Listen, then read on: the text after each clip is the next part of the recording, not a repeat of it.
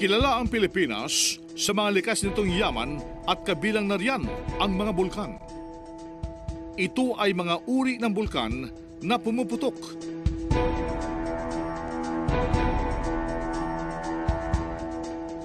Ang temperatura at pressure sa ilalim ay dapat sapat ang taas upang magkaroon ng pagputok ng mga nagbabagang lusaw na bato o kaya ay mga mainit na pira-pirasong bato, abo at nakalalasong gas na ibinubuga ng bulkan.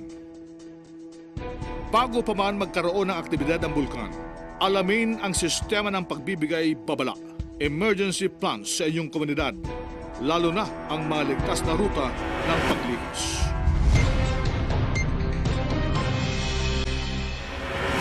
Kung may pagbabadya ng pagputok ng bulkan, makinig lamang sa mga ulat at payo mula sa kinaukulan. At kapag pinayuhan ng lumikas, gawin ito ng mahinahon.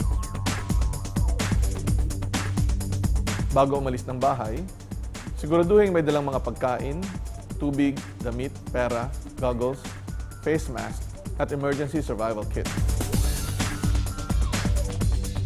Tiyakin ding nakasara ang bintana at pinto ng bahay at sasakyan.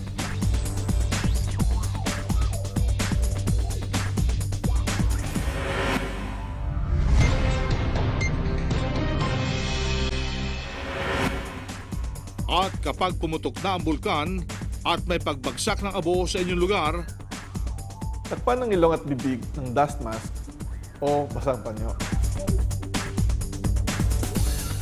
Sakaling may pag-ulan, habang o pagkatapos ng pagputok ng bulkan, iwasang dumaan sa mga ilog o sapa dahil maaaring daluyan ito ng lahar o pagdaloy ng buhangin, bato at tubig.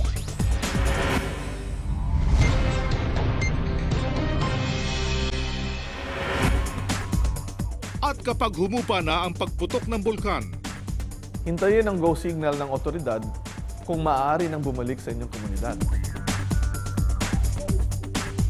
Sa oras na makabalik sa inyong tahanan, gawin ang paglilinis ng nakatakip ang ilong at bibig upang hindi makalanghap ng abo. Linisin ang mga naipong abo sa inyong bubong, pinto at bintana at saka ito hugasan ng tubig. Tanggalin muna ang mga naipong abo sa mga paso bago diligan ang tanim na halaman. Huwag itapon ng abo sa mga kanal o daluyan ng tubig upang hindi magbara ang mga ito. ang pagputok ng bulkan ay maaring maganap anumang sandali kung kaya't huwag isawalang bahala ang mga payong ito. Tamang kaalaman ay kahandaan, maging ligtas, maging panatag, Pilipinas.